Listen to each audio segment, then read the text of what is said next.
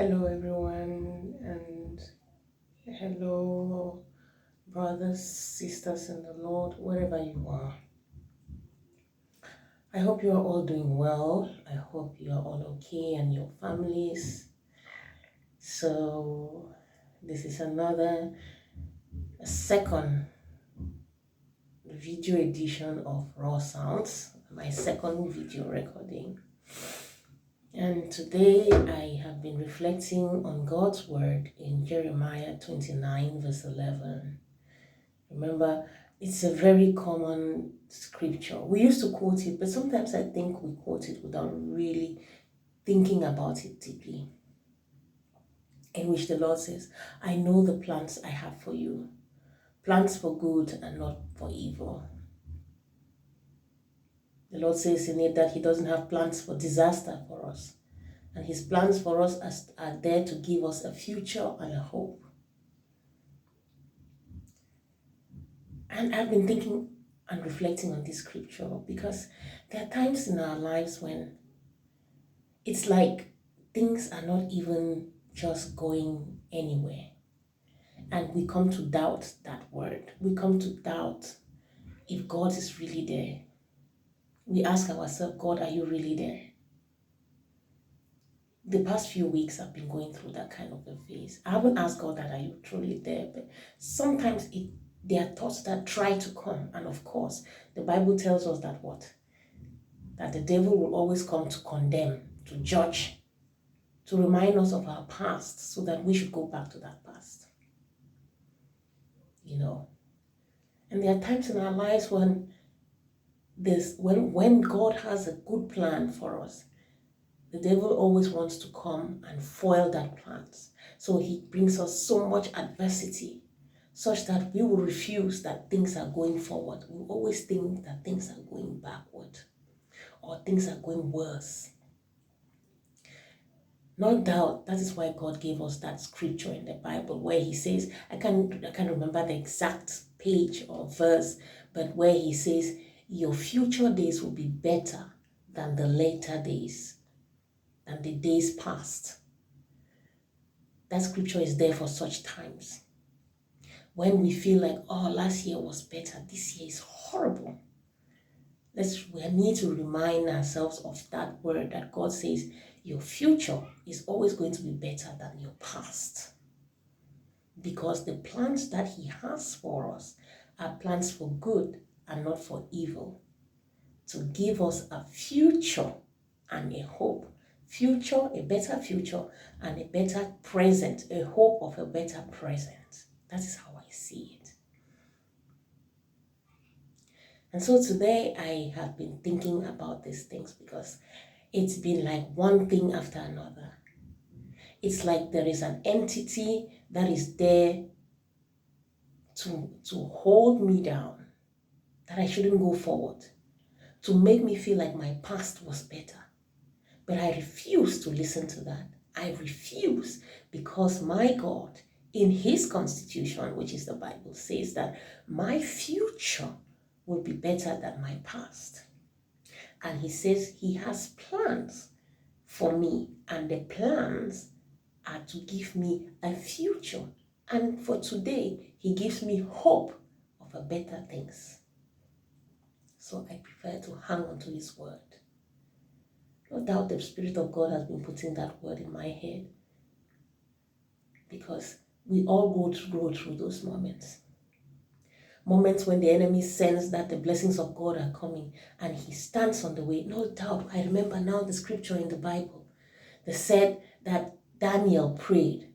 A prayer general like Daniel prayed, and the foolish, useless prince of Persia held Daniel's prayers.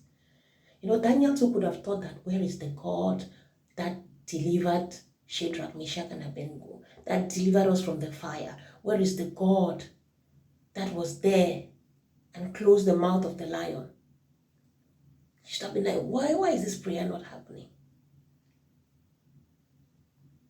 I was listening to this scripture by a big brother in the faith, a big uncle in the faith, Apostle Joshua Selman, and the way he put it, he said, The devil needs to know what's going on in your life. And once he knows, then he tries to block it. And we see that in the story of Adam and Eve. The devil came and said, did God said you shouldn't do? And then when Eve confirmed that you shouldn't do, said, okay, I'm going to make you do it so that you fall out of grace with God.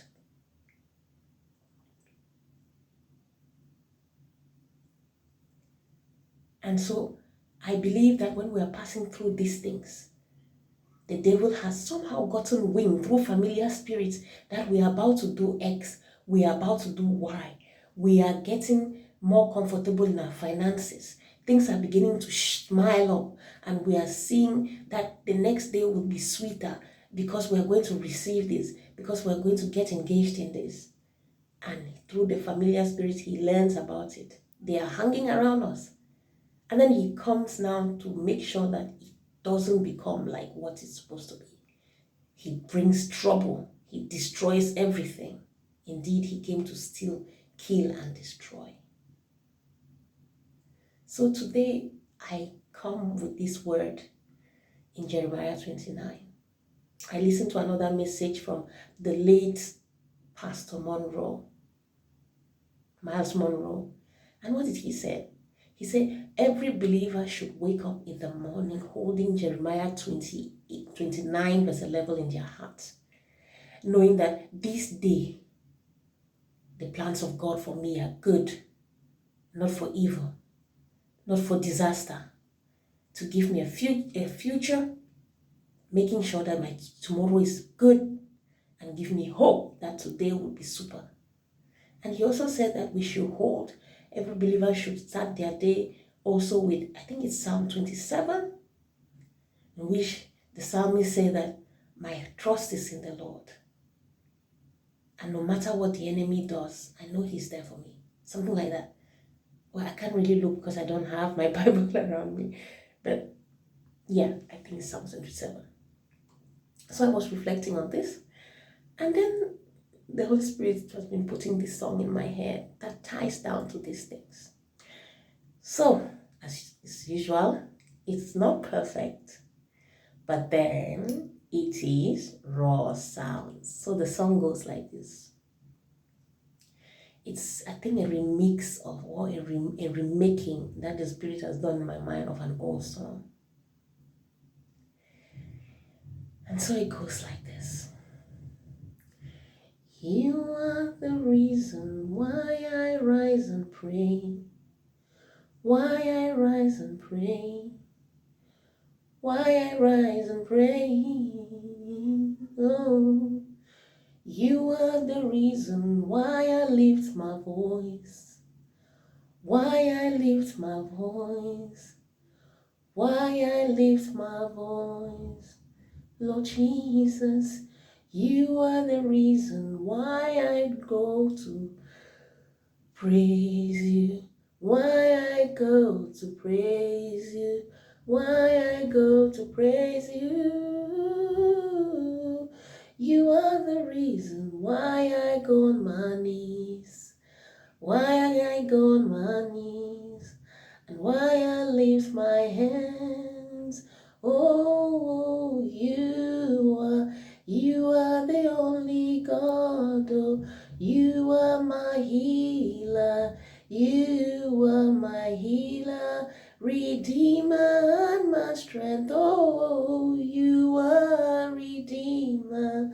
You are my maker, the one true God, the only one. You are the great I am. Oh, you are the great I am. Oh, you are the great I am. Oh, you are the reason, you are the reason, you are the great I am. You are the great I am. You are the great I am. You are my peace, oh, you are my shalom. You are the great I am.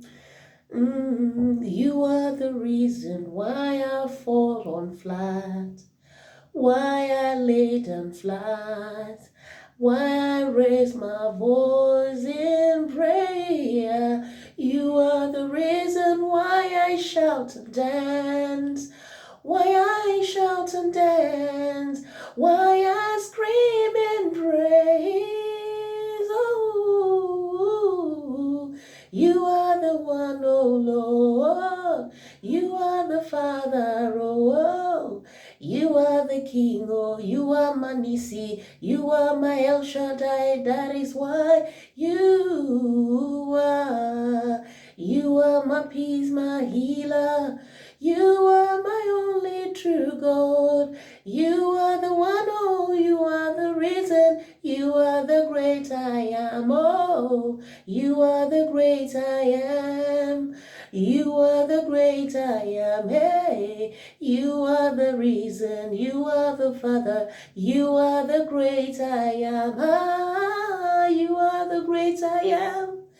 Oh, you are the great I am. You are the reason that I sing. You are the great I am. In the midst of my troubles, I cry out to you. You are God, my Redeemer, the one who holds the promise. Come to me, you said, I will give you rest. I trust in your word because you have all plans. You have all plans, plans of good for me. You said it, Lord, you keep it, oh. You are not man who lies. You have the plans for me. You said it, Lord, oh, you are not man who lies.